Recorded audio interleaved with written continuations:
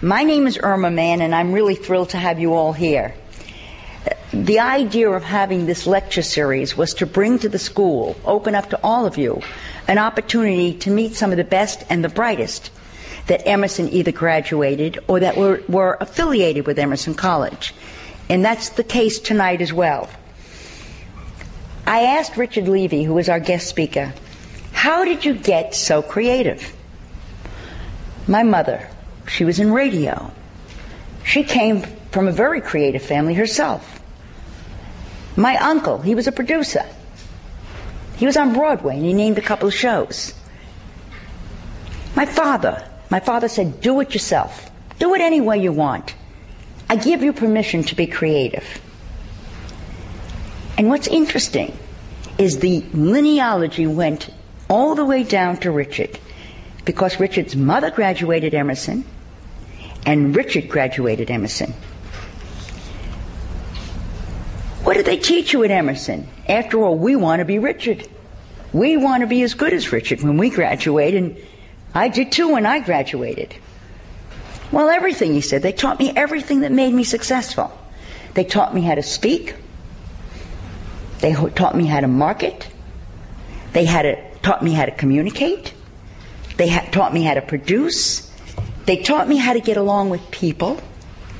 And they taught me how to sell my ideas. The basis for a very, very strong basis for success. From his first electronic toy to his blockbuster Furby, which was the best-selling toy in '98 and in '99. Richard has been, and I learned this word when I talked to Richard, an independent toy maker. His book, Inside Santa's Workshop, talks about the other independent toy maker that sort of has an impact on all of us, Santa Claus. Richard has invented 150 toys, written 12 books, and created games such as Men Are From Mars and Women From Venus, which is a book we all know.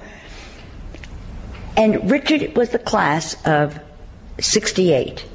Now, Richard has a big impact on my life, although we only met for the first time tonight. And I will show you. Richard, I like this brand, so I carry this around, this Tiffany brand. But you know why I carry it? Inside is my Furby. So he got me for $35 too. Anyway, I'm so delighted you're here, Richard. I'm so delighted your wife and your daughter are here as well. Please come up and be our distinguished lecturer.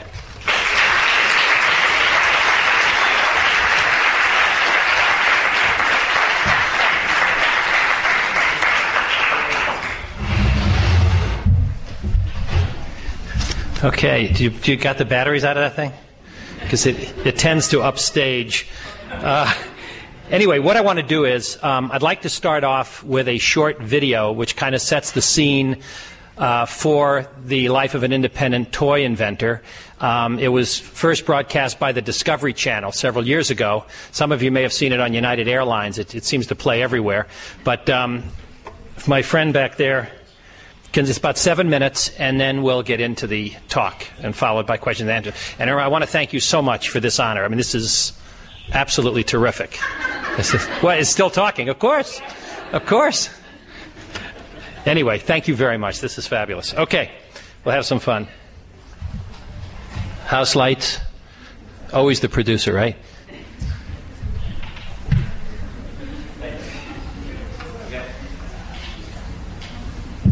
There's no test or tone on this thing, or I think it's just going to come up.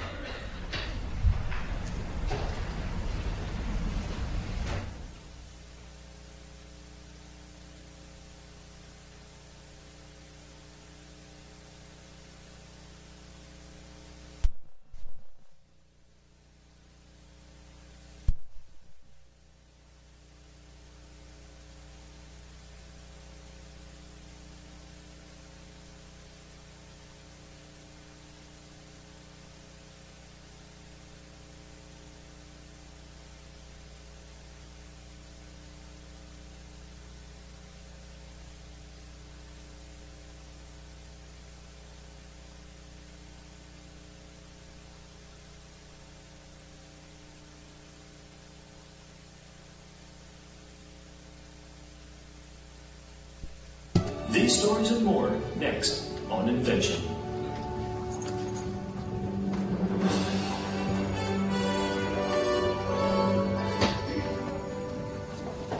Hi, I'm Mark Bunting. You know, it can be just as challenging to stimulate a child's mind as it is to engage the attention of a few adults. And perhaps nothing better illustrates that than the highly competitive toy manufacturing market. For inventor Richard Levy, designing toys is a discipline where creativity and marketing skills are absolutely essential. We are about to meet the youngest game inventor we've ever met. She's 7-year-old Betty Levy, creator of the Here Comes the Bride game. This one is only for girls. And I just thought of all the fantasies that were going through my head at the time when I was 7 years old, and told them to my dad, and he loved it.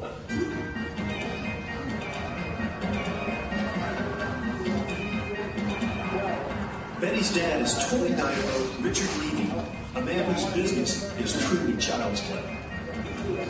See, it's not only invention of toys, it's invention of entertainment.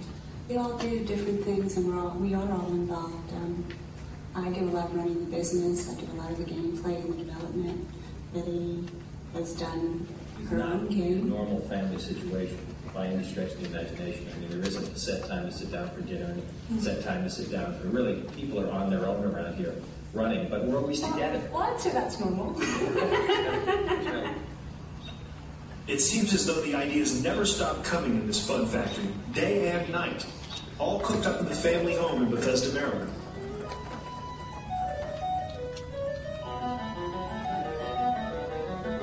This is one of my favorite musical instruments of all time. It's the spin-off of our highly successful Hot Licks guitar. We find ourselves in what I call Never Never Land. Never Never Land is where we have some 85 of our concepts that have been commercialized over the last 15 years. I'm just amazed sometimes when I look down there. You have to realize what it takes to put out any single product. Even the biggest bomb we've ever had.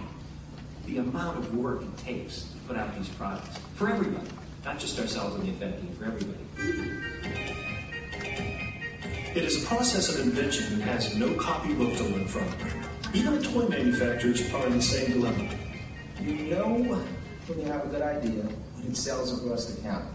Up until that point, you're keeping your fingers crossed. The whole industry is a large crapshoot.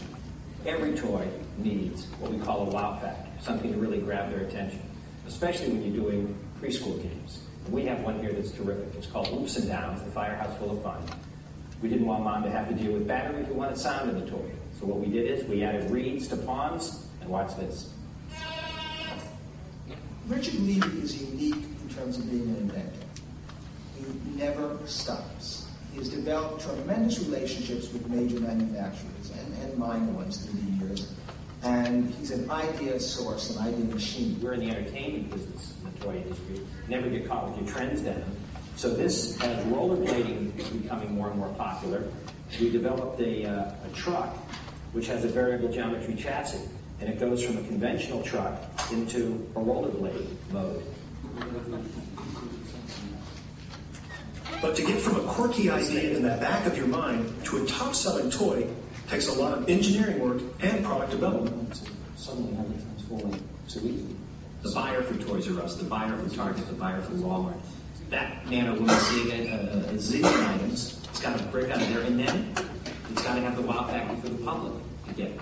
It needs that hook. When a kid opens this up with this rack and pinion action, he's not going to get the same, he or she, not going to get the same action we're getting with this. I mean, that's what turns the kids on. That lock and load, boom. Richard's success, I guess, probably is nearing 25%, which is very, very high in this business. Got this zany idea watching TV one day, looked at the telescoping TV antennas, and voila. Yeah, it's where it says now includes under the revised. But it's not just toy inventing that fulfills Richard Levy. Through years of experience, he knows the ins and the outs of the game.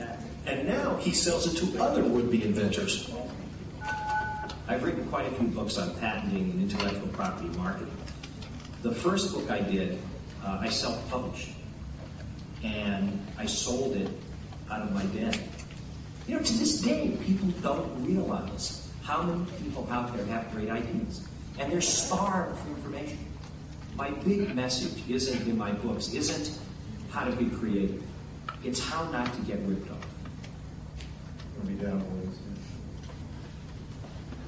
And when the creative juices are running low, Richard gets inspiration here at the patents office.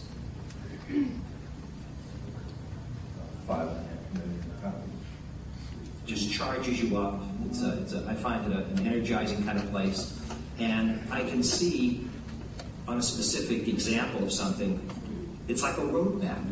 It'll either tell me this has been done before, or it's almost been done before. Our 2-in-1 pacifier. The spare is always there. Child takes the pacifier, sucks on it, falls out of his mouth, gets dirty on the ground. Instead of having to wipe it off on your sleeve or anything else, you just turn it around, and underneath, voila. I will say a couple of thousand products a year in our little company, and we'll take maybe 10. It's in the hands of the toy gods as to whether something really takes off and goes atomic on us. Here's how it works. Remember when you were a kid, you used to have to make the sounds in the airplane? Now you don't have to. Climb, dive, fire. We haven't had a Trivial Pursuit, and we haven't had a Cabbage Patch. And those, God bless those people, they've probably made more money than I'll see in my lifetime. But they've only done one.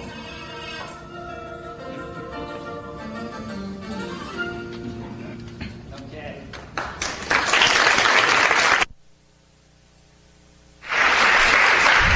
Thanks, I'm out of here. That's great. That last comment was prior to the Furbster. Notice I did not put batteries in it. I know better. Anyway, what I'm going to do is walk you through the marketing of intellectual property as I see it. And when one gets to be my age, one tends to teach a little. So I'll tell you guys, you can use a lot of these lessons when it comes to marketing your own products back at your teachers and in anything you do in life, basically. So this also comes with the years. Okay, my university degree, as you all know, is in television and cinematography. But I really got a degree in high shtick when I went to Paramount Pictures. And one of the first big lessons I learned was from an actress named Sophia Loren. And here's the story. One day, my boss, Joseph E. Levine, remember him from The Graduate? I think he was from Boston originally. He used to have cinemas up here. Joe said to me, Sophia's coming to town, and would I please go out to Kennedy Airport and pick her up at the International Arrival Building? I said, sure, no problem. He said, take the limousine. He said, she'll be here for a couple days. And by the way, you better get a station wagon as well. And I said, why would I need a station wagon? There's only 3 people. There's Sophia and her Ines Brucia, I still remember her name, and Luigi Zaccardi, who was her accountant or something. I said, why do I need something more? He says, she's going to have a lot of bags. And I said, but she's only coming for 2 days. This was for a Radio City premiere. And he said, trust me, I've known her for years. She will have a lot of bags. I said, okay. So I rented the station wagon and I called the limo, and on my way out the door he said, and oh, by the way, he said, get a lot of photographers out there. They don't have to have any film in their cameras, but I want them flashing when she comes through down from the airplane. That's called a German camera. The German called it English camera. By the way, if you're ever on a shoot and you hear somebody say, German camera, you'll know there's nothing in the camera. It's a European term. But anyway, so I went out to the airport, International Arrival Building, and out came Sophia. And she was a just lovely lady. And big hug and kiss on both cheeks, Ricardo, come stai, and the whole bit. And boy, I'll tell you, man, she had more luggage than you can imagine. I mean, it was on, not only did it fill the limo and the station wagon, it was on the top of the station wagon. And of course, the photographers were flashing away when she came down as well. And when we got into the limo on our way down the Van Wyck Expressway, I said, I have to ask you this. I still remember sitting in the jump seat facing this way. She was across. I said, why all the baggage? You're only coming for 2 days. And she said, well, there's nothing in most of it. And I said, why? She goes, did you see those photographers? She says, I'm a star. They expect it. And then she taught me the lesson. And the lesson is, it's 50% what you are, she said, and 50% what they think you are. There has to be magic. And I followed that through. I am not a mathematical wizard, but I will give you some other formulas that work in business. One is the 80-20 formula. The 80-20 formula says that 80% of the business is done by 20% of the companies. And you want to sell to that 80%. You can make more money on a failure in my business with Mattel or Hasbro, just filling the pipeline, than you can, scratching away with a smaller company that's simply never going to make it. I mean, you always want to get over the fence, you have to shoot for the moon. I mean, you've got to go try for the top all the time. And the other formula I learned was the 90-10 formula. And basically that says it's 10% creativity and 90% marketing. And it is absolutely true. And I'm not taking anything away from our ideas, from our concepts, but you've got to get them made, you've got to get them licensed, you've got to get them in front of the public. And that's 90% of your battle in doing it. Now, I got most of my training from my mother, my grandmother. I come from a family, as Irma said, of a lot of entrepreneurs. And two of the people are in this room tonight without whom I wouldn't be standing here tonight. I just want to take a second because you saw them on the video. And that's my wife, Cheryl, and my daughter, Betty. Stand up, just say hello. This is family.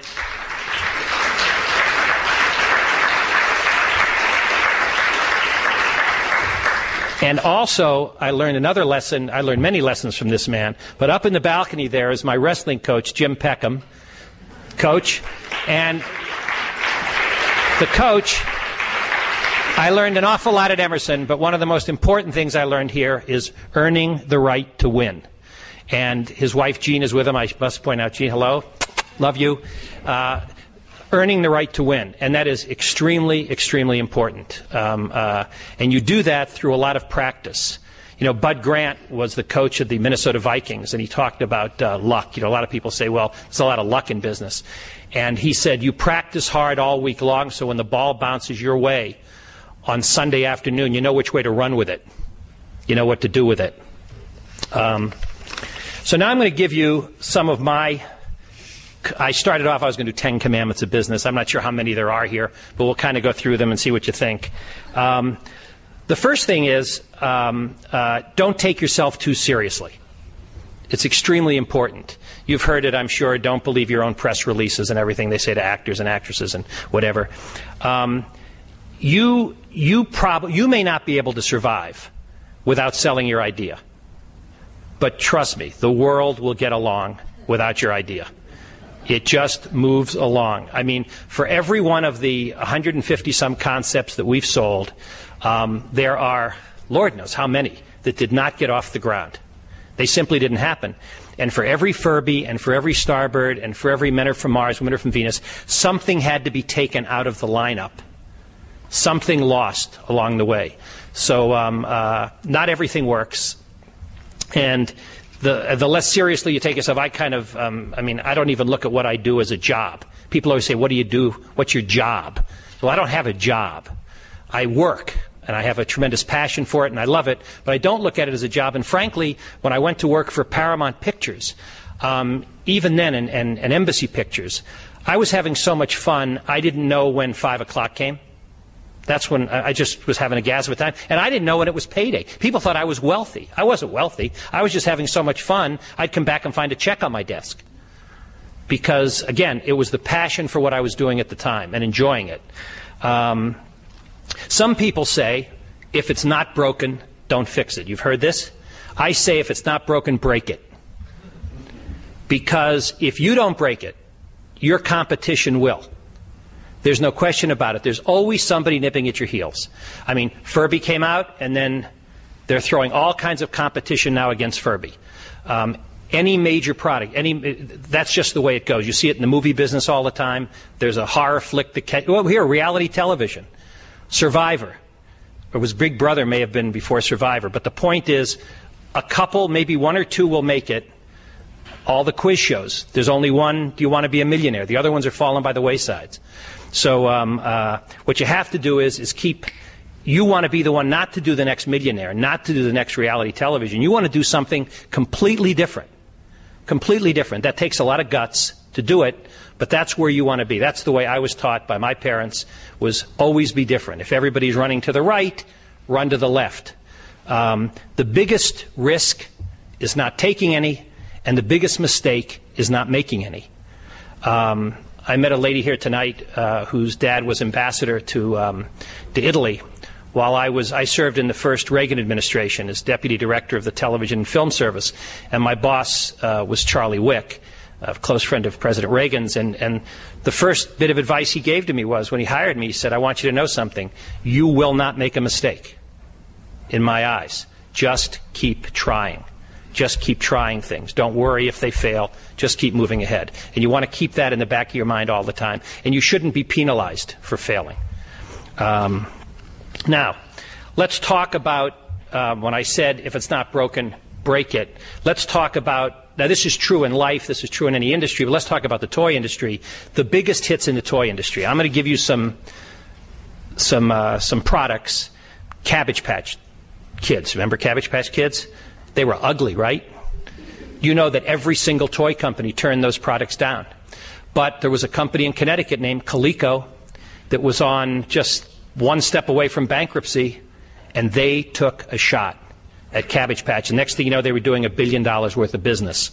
You know Trivial Pursuit? Well, the largest game publisher in the world is Milton Bradley. Milton Bradley turned it down.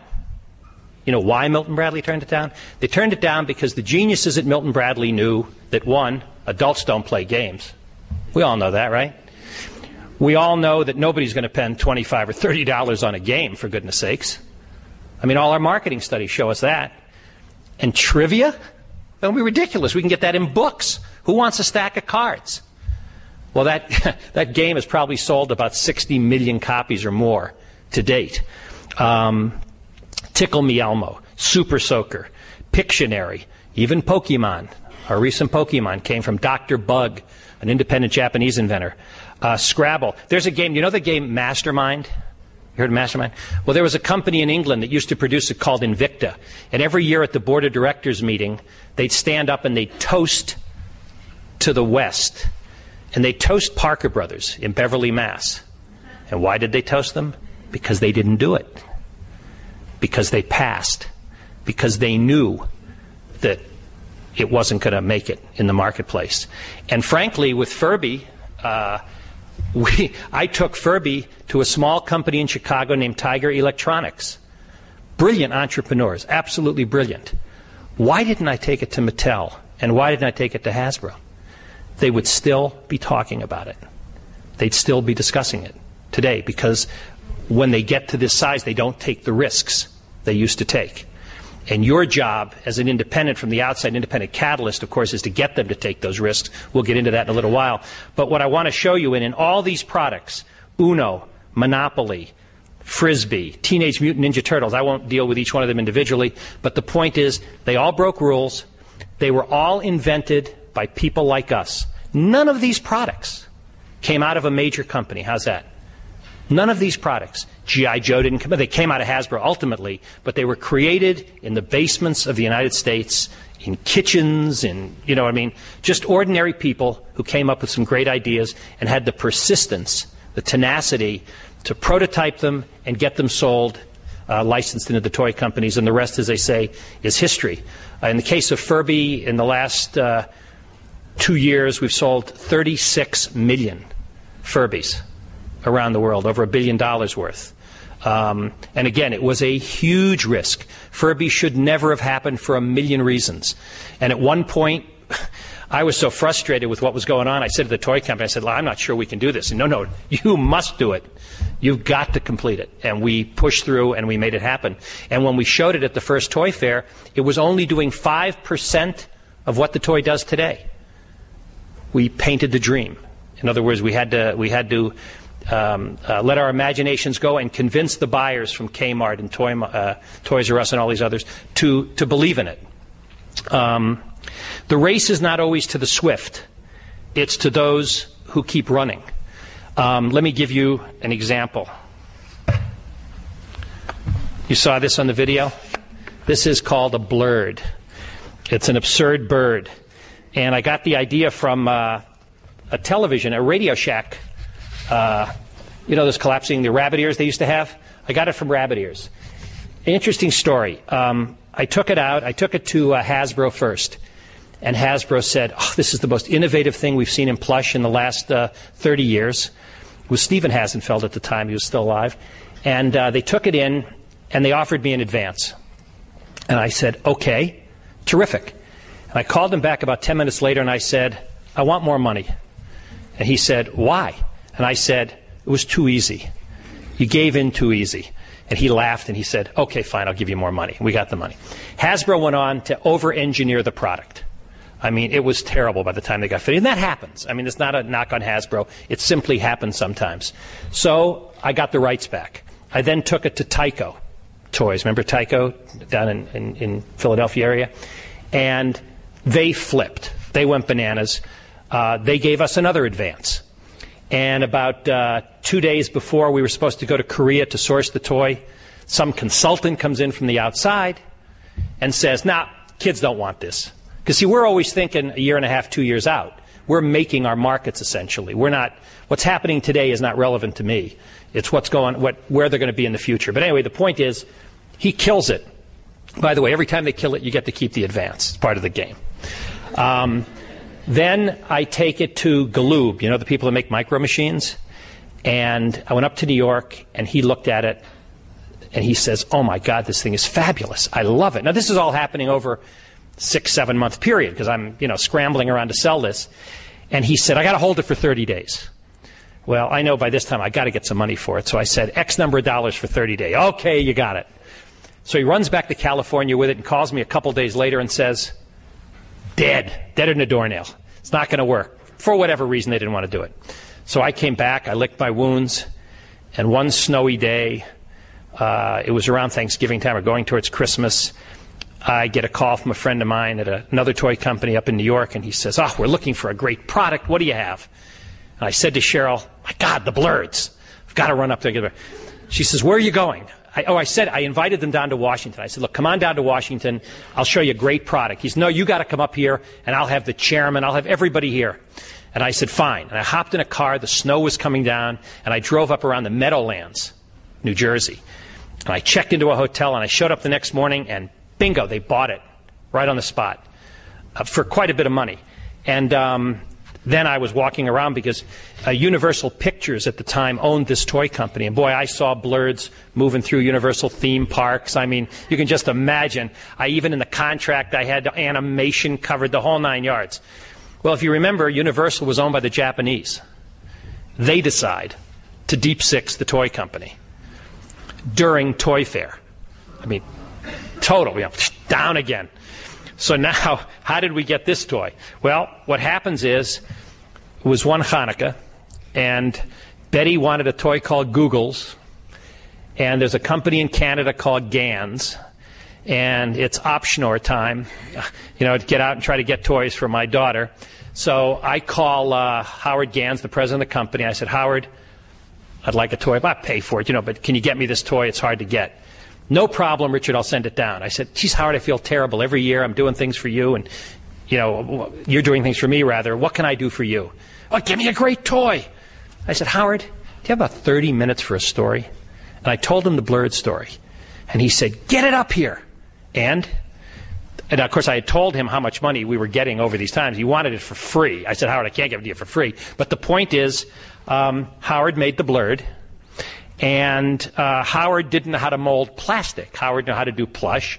So the head doesn't stay on right, and it wobbles, and it never really got on the market. And the reason I bring you this today is, one, I want you to show you what persistence is all about, and two, that the blurred will rise again. It has never made it to market. In fact, Betty, you remember so many years ago, Betty posed for one of the photographs on here. But the point is, it will rise again. Another thing about breaking rules, there's a rule in the toy business that says Books don't make great toys. People are convinced. I mean, there's rules in every industry. You can't do it this way, you can't do it that way. Well, the first thing we did was I did Men Are From Mars, Women Are From Venus. And the people on the East Coast didn't get it. But the people on the West Coast did at Mattel. People at Hasbro didn't want it. They said, who's interested in this? And we went on to sell 1 million copies of it through Mattel. And then I went to both of those companies just to show you. You just never know because people are changing constantly. Whoops, there goes Furb. And I took it again to Chicken Soup for the Soul. You all familiar with this? They've sold about 40 million books. And I said, look, people love to tell stories. These authors, by the way, Vin DeBotta did the TV show for this about the same time, and another Emerson grad. And I said, why don't we do this game? Well, none of the big guys wanted to do it, so I found a smaller company, and they did it, and this became like the 7th best-selling game of the year last year without a dime of promotion, without any promotion. Again, breaking rules, giving it a shot. In the toy industry, I think television may even be more so. I don't know the statistics on how many television scripts are shown versus how many make it. I hear numbers like 10,000 a year in network. I don't know how many concepts are floated by these people. But in the toy industry, we have a 60% turnover every year of product. Every single year, 60% of this product turns over. And most of the product is sold in the last quarter of the year. So you have to kind of make it through the whole year before Christmas time comes along. But hang on. Let's see. Oh, and also talking, in the last example I'll give you, this is a really cool example. Do you all know WD-40? Do you know what it stands for? Anybody? Coach, that's right. Water displacement 40. Very good. And it was invented by a gentleman out in San Diego because it's a lot of fog in San Diego and things, and there's a lot of rust problems on aircraft engines. So this guy came up with this thing called WD-40. But why is it called 40? It's called 40. It was WD-30, 31, 32, and it became WD-40 when he finally cracked it. That's persistence. That's persistence. Okay. This is another thing you might find interesting. I have rarely sold a product to the first company that saw it. I don't think I ever did. Even the Furb went to a couple companies first. Didn't quite get it. And, oops, sorry, well, doesn't matter. The point is, I've never sold a product to the first company. It's always to the second, the third, and I look at rejection.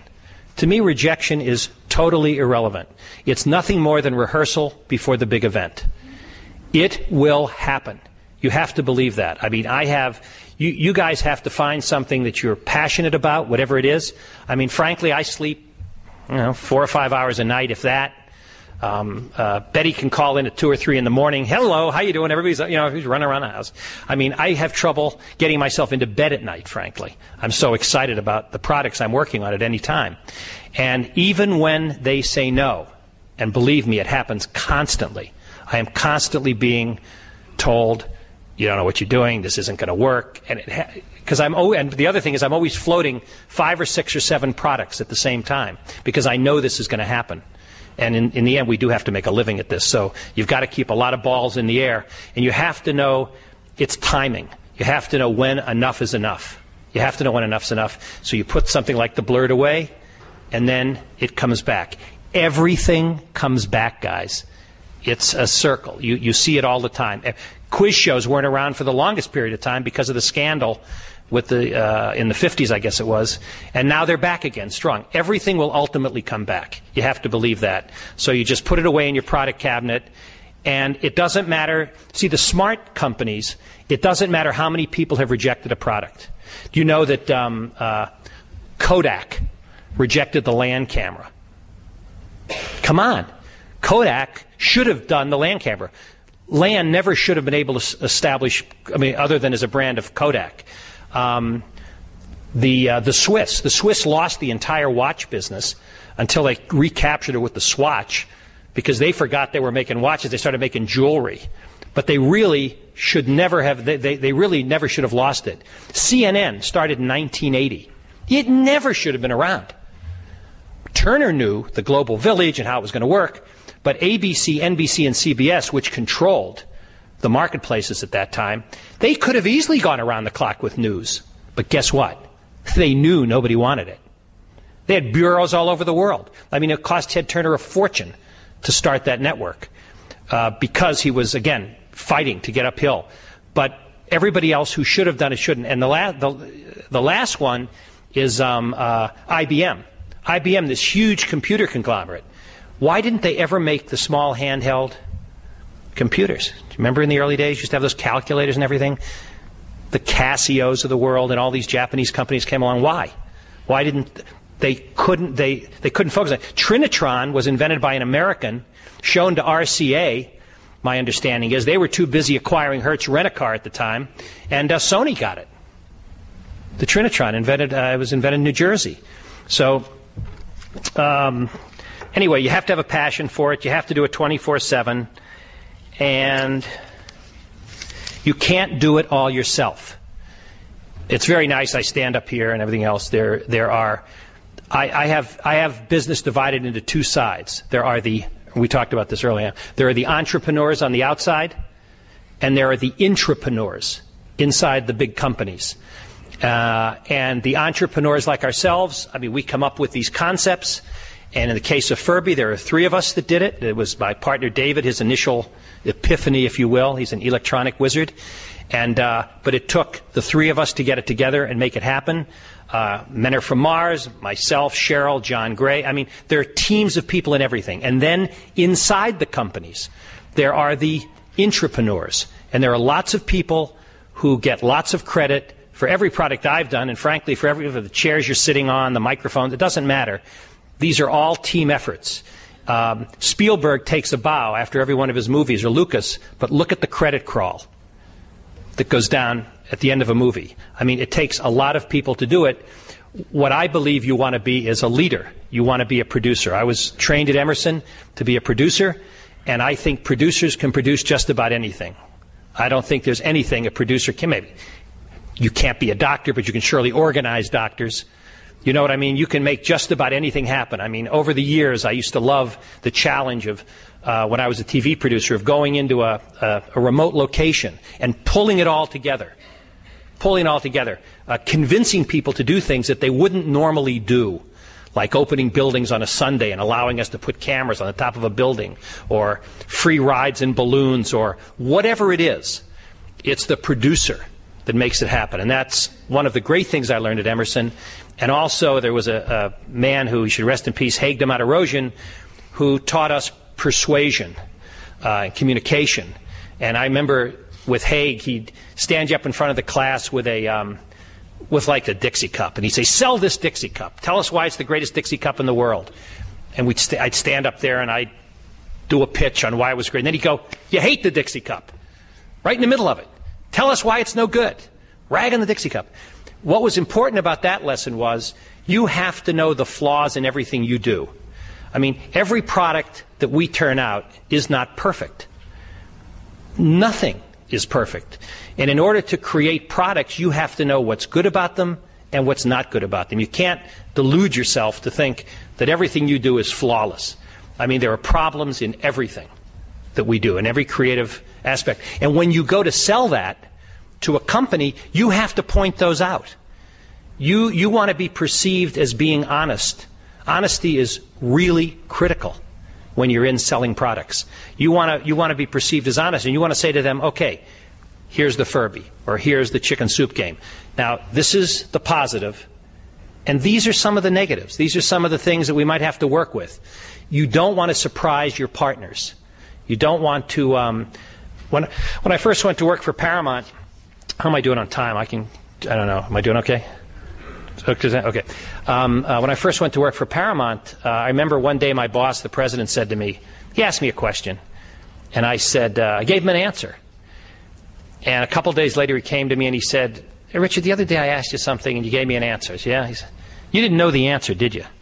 And I said, "No." He said, "You made it up, right?" And I said, "Yeah, pretty good, wasn't it?" And he goes, "Yeah, creative," but he said, "We could have made a decision as a major corporation here and gone off in the wrong direction.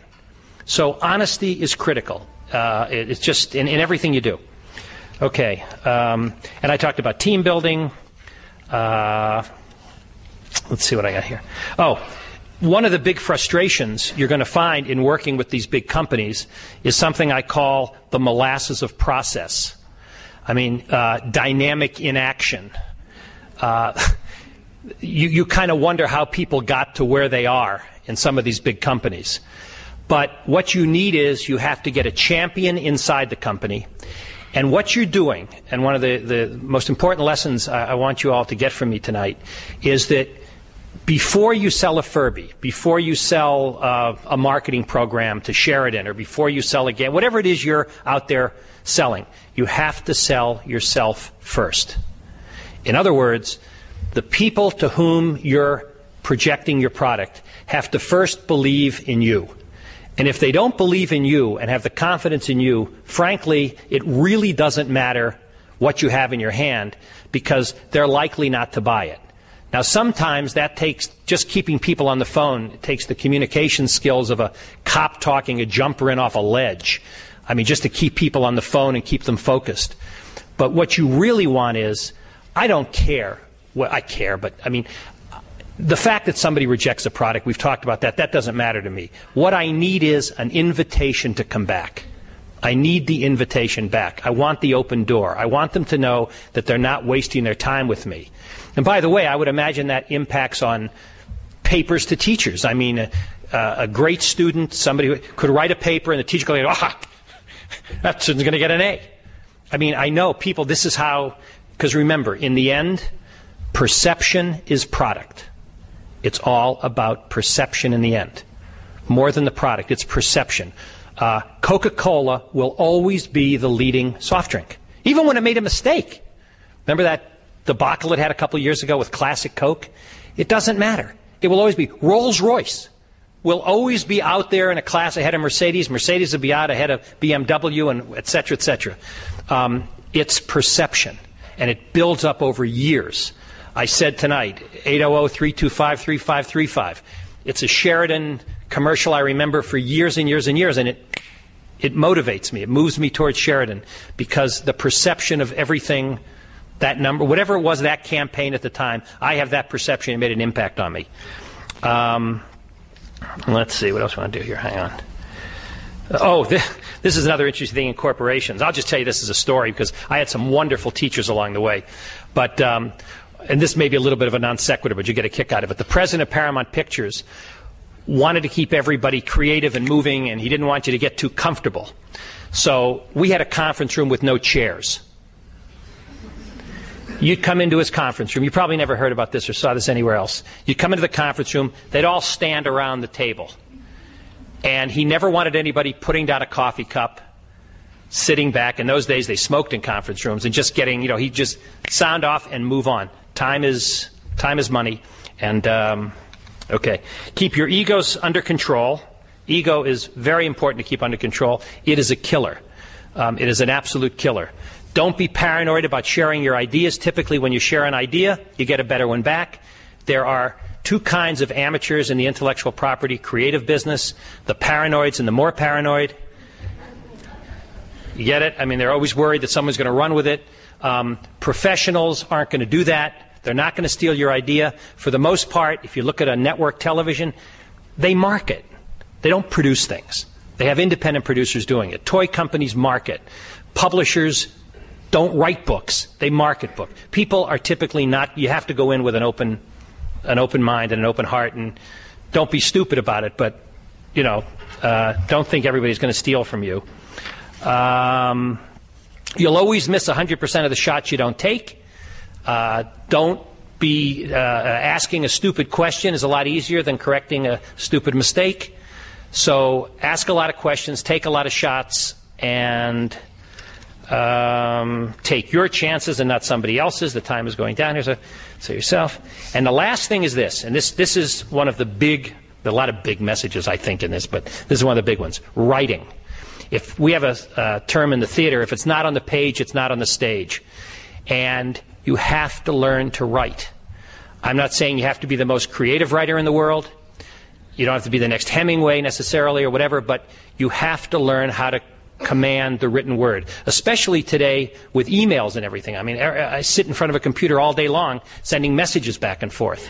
I never, when I interviewed people for jobs, people who worked for me, I didn't care what position they were in. I wanted to know if they could write, and I would ask people for their writing samples. And I'll tell you, 80-some% of the people never came back for the second interview. And by the way, don't think because somebody's the president of a company that they can write. Lord knows how some of the people get to where they get.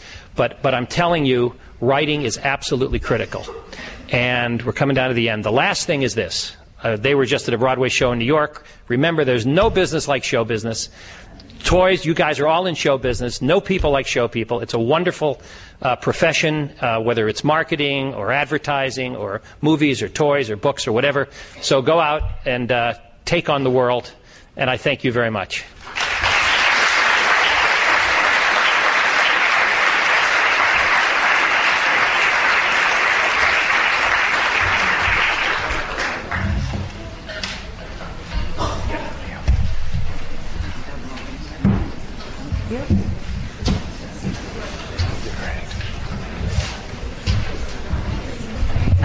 This is the part where we're supposed to ask some questions and sort of have an informal chat, so we have to get the mics on to do that so you can hear us, so hang on for a minute.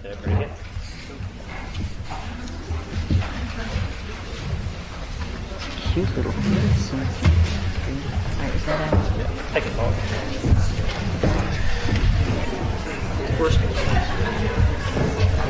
Is there? Okay. Can you go?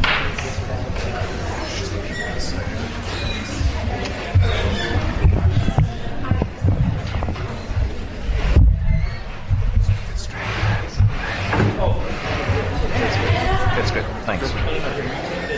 Why don't I bring that thing over here? I can put that.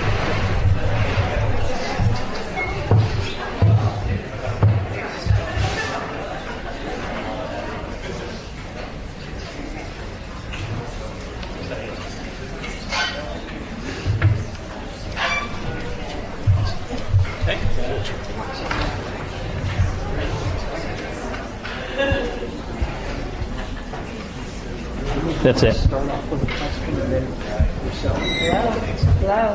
Hello?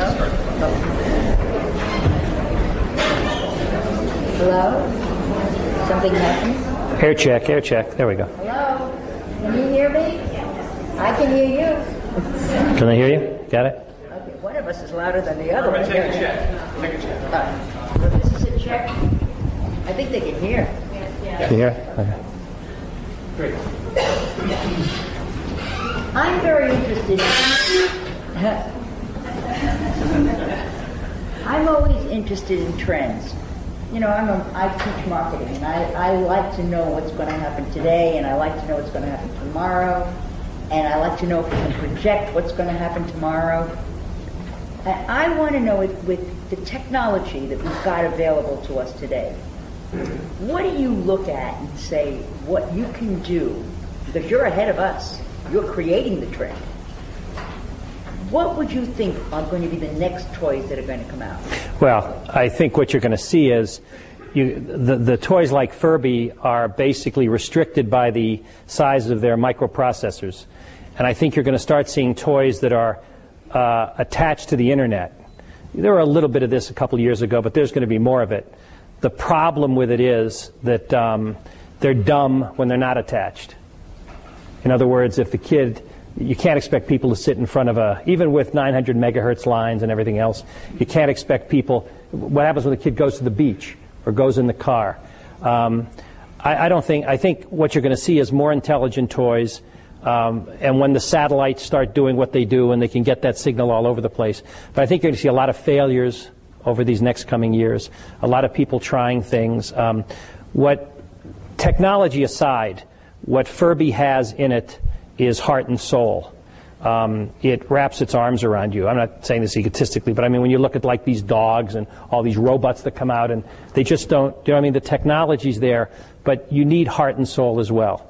But as far as technology goes and the toy industry, I don't think we'll ever see a day when a little child is not as mesmerized by a falling maple seed you know, as they are by all this whiz-bang, abracadabra. And I'm not personally driven necessarily by technology. These big companies are, because that's where they think it has to be. But I just think you've got to give a kid a great plaything. And I don't think it matters if it's got microchips in it or not. They can just make more money on microchips. Now, you're very creative, and there's no question about it, because you and your whole family seem to be a family of very creative people. How do we know if we're creative? How can I tell if I'm creative? How can they tell if they're creative? Is there something there that you can recognize? Well, that's a very good question. I never talk in my lectures and addresses, whatever, about how to be creative. Or, you just got to keep trying things. I think a lot of creativity has to do with not being afraid to make mistakes and trying things. You'll be surprised how timid people are. They're always afraid that they're going to make a mistake, do something wrong. Creativity has a lot of definitions. It's not just there are very creative teachers, there are very creative plumbers, there are very creative lawyers, there are people in all different industries that you may not notice it as creativity. But there are a lot of very, very creative people out there, and they're typically the people who are stumbling around, falling on their face, picking themselves up again, and doing it their way. And perseverance. It's perseverance. It's not being afraid to make a mistake. You see, we're not taught that in school. I'm not that old. Of course not. I remember going to school. But I remember that if you failed, you failed. That was a penalty. I mean, it wasn't like you were given a lot of options. Well, but you have to. I remember in high school, a teacher said to me once, well, you have to write a paper that's so many pages long. So I went over to the teacher and I said, and you got to research this and research that. I said, let me tell you something. I said, what's going to happen is everyone's going to run to the World Book or wherever they go. You're going to get all the same citations back and yada-da-da-da. I said, what if I do a thought piece? This had to do with what you want to be when you grow up, one of these kinds of things. And I said, all you're going to see is firemen and lawyers and doctors. I know what you're going to see, and you know what you're going to see. So he said, okay, give it a shot. And my paper got an A. It was one paragraph. And what I did was I did a metaphor of a bird being pushed out of a nest. They fly. A little baby bird. All of a sudden, one day, mom pushes it out. It flaps its wing. It doesn't hit the ground. It knows when to go. And I did this kind of metaphor and related myself to this is what I'm going to be. I don't know what I'm going to be when I grow up. What do you want me to make something up? I got an A on the paper. And he made a big deal about it because he said, Richard, again, I'm not trying to paint myself as, but I'm just saying, take a shot, take a chance, do something different, and then, Well, yes, did you want to ask a question? Yeah. Sure. You've been talking about your game and co-inventing. Can you talk about once you've sold a concept or an idea to one of these large companies, not only you're involved in the actual building of it, the construction of it, but the behind-the-scenes marketing, advertising? That's a very, very good question. When we first got in the business, 1978, we would show a concept like Starbird to a Milton Bradley, and we would be not even welcomed in. We would be toast. Take it from the inventor, pay him, but we know what we're doing. And they would take it and bring it to market for better or worse. But today, there aren't a lot of people working at these companies anymore. In other words, today, in order to get a product done, I can tell you that for the last 3 years, I have worked on Furby, and my partners, at least, if not all day during the first years, a couple hours a day. I was on the phone about it today when Barbara came to the hotel room. I mean, every day. You have to become a de facto employee of the company. You have to be in there. And by the way, some companies will pay you to do it, and some companies won't. And you have to know when to do things, I don't want to say for free, because in the end there's a reward. The reward comes in royalties. But you can't be that driven by money. The more driven by if you're so driven by money, you'll come up shortchanged. And in the end, pigs get fat, hogs get slaughtered. Guaranteed. So I donate myself if they want me. They don't have, I'm very opinionated, I bounce around, but that's what it takes to move these products through. That's what it takes. I'm a consultant to a company in California, and I see what happens when the inventors aren't there. This is interesting. The inventor Do you guys remember a product called Floam from Mattel years ago? A compound, modeling compound? Anyway, I was trying to get it into this company in California.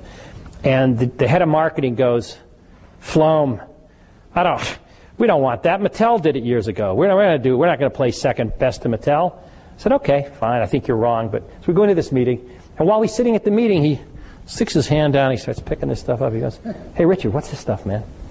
I said, why? He says, this is terrific. What is it? I said, it's Floam.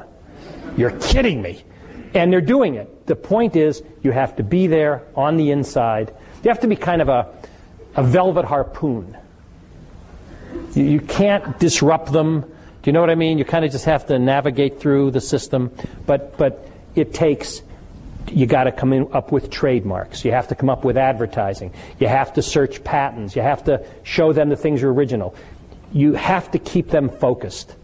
You have to keep them focused. I don't believe any great hit today, at least in my toy inventing, and I'm sure in television, film, radio, whatever, these things don't happen without the creative sources working behind the scenes, as that's what you're constantly with the companies. Because remember one thing, these guys get a paycheck. It's a different kind of world, but they get a paycheck whether your product comes out or your product doesn't come out. Sometimes they don't want to take the risk. You do. So you have to be there solving the problems, lateral thinking, helping them out. Who do you actually work with? Let's say you've got this cute toy, you think it's great, you've researched it, it's original, and you have an idea of how it should be made, how it should be marketed, how it should be distributed. What do you do? Well, the first thing is you have to know your industry. You really have to do your homework. In the toy industry over the years, in the beginning I didn't know it, we stumbled into it. But now I know it. I know who to go to.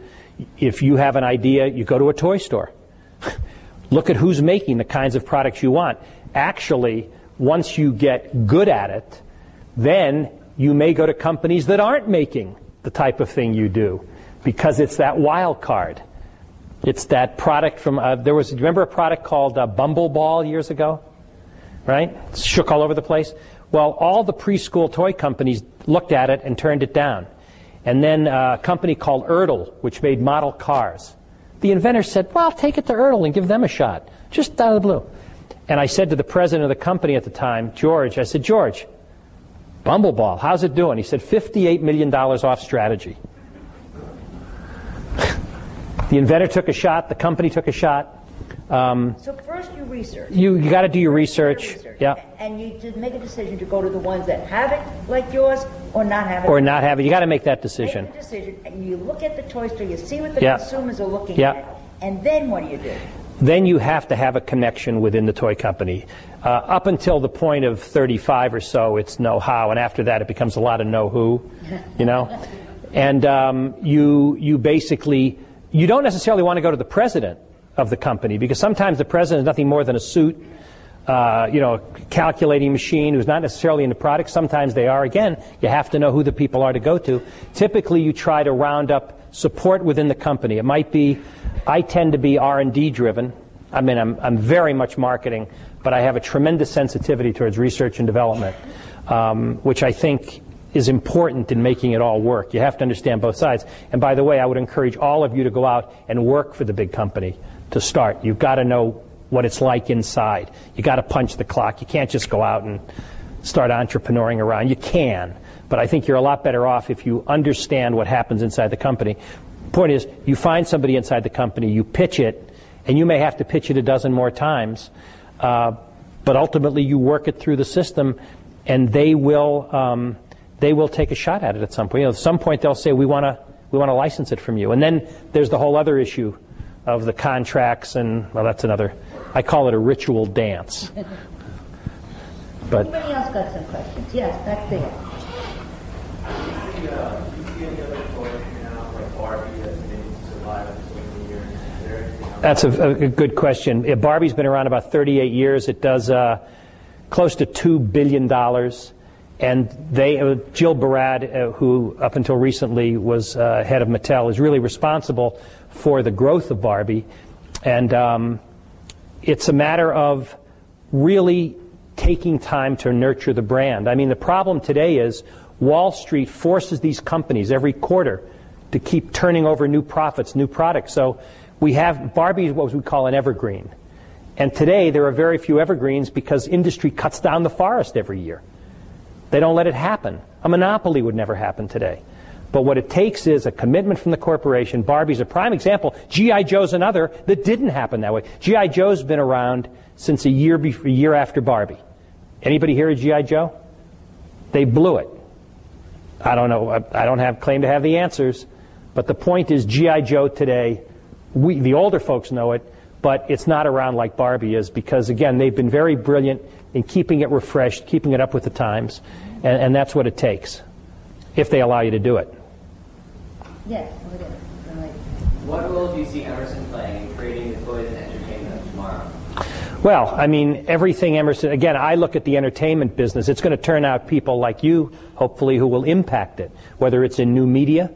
I mean, in the new media department, I went through your new media department. My gosh, I mean, there's a whole, again, for my industry, there are games that were never thought of years ago. I mean, just keeping the internet and the industry filled with new games and new entertainment possibilities is a tremendous job. I mean, what I really hope is that some of you guys go out there and do something nobody's thinking of today. A totally new, it doesn't have to be technology driven. I mean, I think if Emerson turns out free spirits, if you will, people who, again, who know how to fail, people who know how to try and fail and can speak the creative languages, who understand whether it's new media, television, film, radio, I would encourage you to get a piece of everything. When I was at Emerson, I was all over the place. Boy, was I all over the place, but this was not an A student. My wife was an A student until she met me here. But anyway, no, I would encourage you. I think Emerson is one of a great school for that. It's interesting. The people who support Emerson are typically creative entities. I gave a talk at the Wharton School. You'll love this. I gave a talk at the Wharton School. Well, let me do it here. How many of you all have great ideas you'd like to see commercialized one day? Right? Maybe they're not great, just ideas. It doesn't matter. How many hands? Let me see. Okay, look at all the hands that go up. Now, this is a true story. As Jews say, the emes. You can listen to this story. I'm at the Wharton School. I asked the same questions of 130 professors, and I saw professors' hands go up when I just said this, 130 professors and B school students. How many hands do you think went up at this Ivy League, Lord knows, I mean, right? The Wharton School is like it, right? Yeah, number 3 in the country. How many hands do you think went up? Who's got a guess? Not one hand. Not one hand went up when I asked that same question. You're not supposed to tell if you're doing creative accounting. No, but seriously, not a single hand went up. So you guys are primed for it. I mean, and why don't they go up? Because, again, my theory, the companies that support Wharton, Harvard, Cornell, whatever, all these big business schools, the Union Carbides, the Procter & Gamble's, whatever, they don't want you to come out of their creative. They want plug-and-play people to come out, toe the line, and go in and you can take over brand management of Crest or something. My wife has a cousin. He comes out of Cornell. He's going to be a consultant. His first day out of college. How can he be a consultant? He doesn't know anything. Oh, no. He can be a consultant because they've taught him exactly the way they want him to perform. No loose cannons at those schools. And you guys are loose cannons. I hope. But so is it in any industry. There are those companies that enjoy creativity. They want to see you perform. They want to see you think outside of the box. And there are those who do not. So you got to find the company that's right. To do something. Yeah, absolutely right. Yes, you've been patient back there, yes. You mentioned during your speech that when you had a product, you were going to manufacture small and large. Did you, during your career, have you saw alternatives to getting your product to the market? I cannot believe I did not turn that thing off, and I cannot believe this is the first call account, but let it go. Did I seek alternative routes? I'll tell you what I've done over the years. It only goes twice. It only goes. By the way, why is that phone on? Because I believe that creatively, it's going 3 times. I believe that on a creative level, I'm not necessarily any better than anybody else. I mean, I don't have that kind of an ego and I got an ego, but not that there aren't people more creative than me. But I'll tell you where nobody beats me, and that's in service. That's why the phone's on. My family's here, they're not calling me. It could be a company calling me or something, and I want to be there. Because my grandfather taught me, if you don't take care of your customers, somebody else will. So when you talk, Dean, about what you have to do to help the companies be inside, I'm plugged in. A lot of people don't like this, by the way. They say, how can you do that? But I am wired all the time that if the phone goes off and Hasbro or somebody needs something, I'm going to be there. Because when 2 products are on the table or 3, and say they're first among equals, and they have to make a choice, somebody may say, hey, Ricardo, Ricardo's my Emerson name, Richard, do his. He'll be there for us. See, that's why the phone's on. Although it shouldn't have been, I apologize. Did you answer? No, sorry. So the question is, the alternative routes. Yeah. Well, there are a lot of alternative routes into a company. For example, you could have a great product that you think is for Nickelodeon, and no one's going to look at it. I'm talking toys now. You could go to Nickelodeon, and they'll say, wow, we love this. And they'll get Hasbro or Mattel or somebody on the phone and tell them to do it. Now, what I don't do is, I don't spend a lot of time outside my industry. And I'll tell you why. It's taken me 25 years, más o menos, to meet all the people in my business. I know their birthdays. I know their wives. I know their children. I built all these relationships up. I don't have time to start building relationships in a totally other industry. I just don't have time. Now, if something like a Furby or Mars Venus impresses them and I can get in, that's fine. But basically, I focus like a laser beam on what I do, and I don't move around too much all over the place. I just stay within the channels, if that... Yes, up there. I'm interested in your statement about these canons. I teach here at Emerson, and I agree, there's a lot of creativity in Emerson.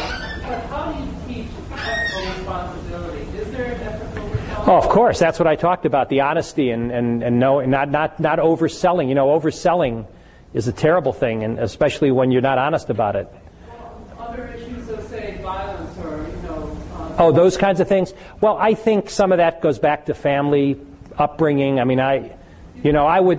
Of Emerson to teach those issues, or do you think that's something that comes with... Well, I brought it with me just from my own household and everything else. I mean, I don't think there's anything wrong with teaching it. No, I think it's great to teach those kinds of things, absolutely. But I don't...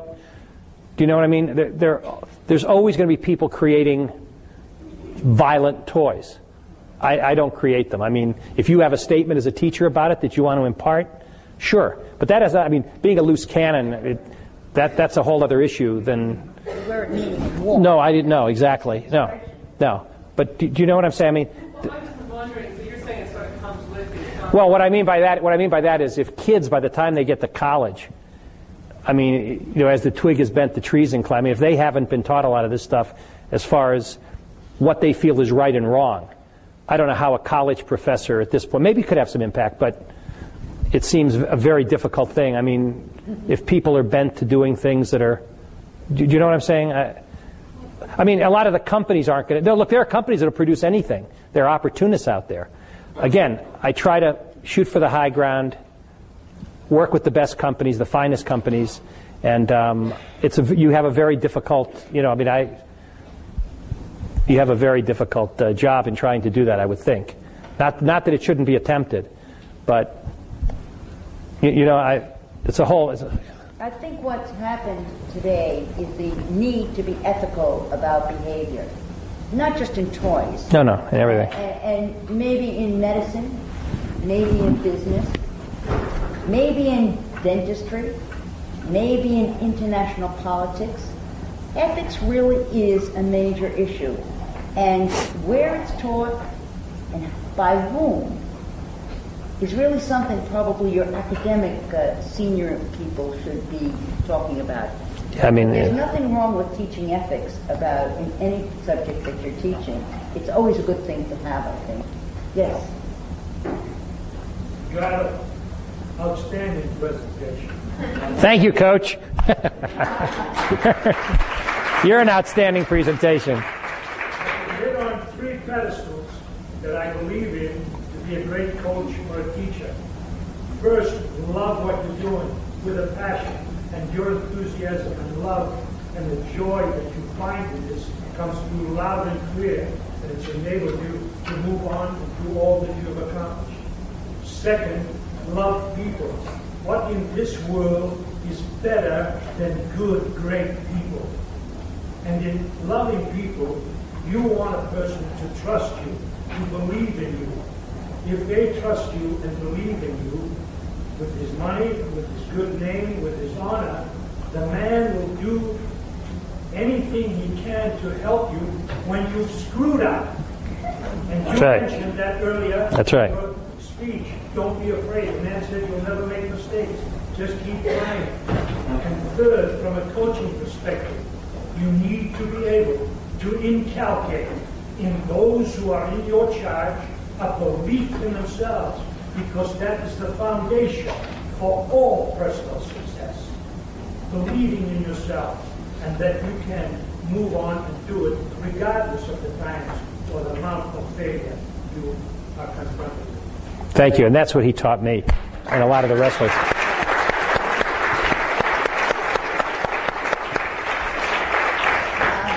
I wanted to thank you, the audience, for being so involved and care so much about this particular lecture series.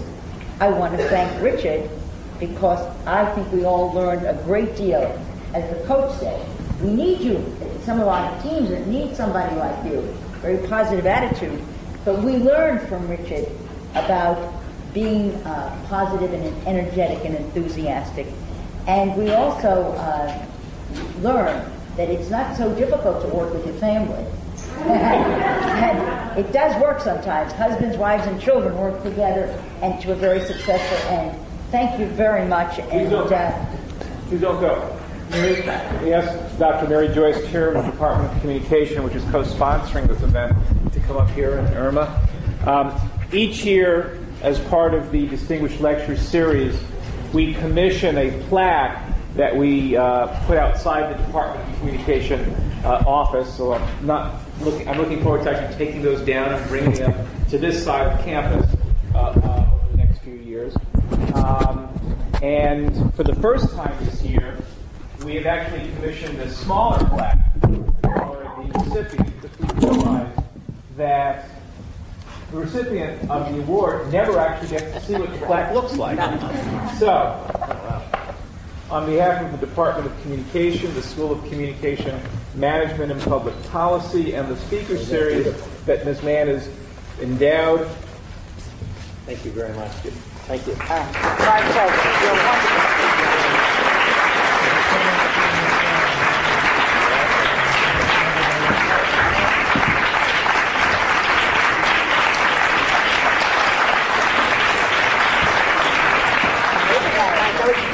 I just want to say something. Yeah, I just want to say. Well, you talk first, then I'll say something. No, you go first. No, please go ahead. She's actually going to dismiss us. Oh, you're going to dismiss us? Okay. I just want you to know something. My wife Cheryl's also an Emerson graduate. We hadn't come back to the college in how many years, Cheryl? Many, many years. Actually, since we graduated, until Barbara. Where's Barbara? Your head of alumni relations. She's around here somewhere. There goes that phone again. There's Barbara.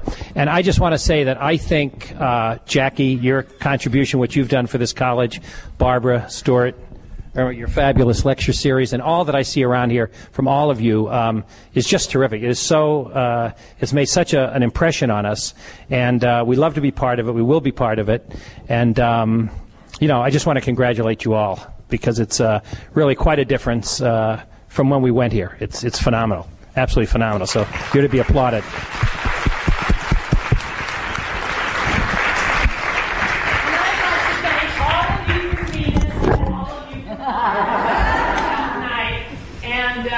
We do thank you, Richard, for your inspiring words. We've learned a lot tonight. I think among them, the coach said it best: take risks, have fun, work work hard. And remember, we're not all A students all the time. Trust me. So thank you very much.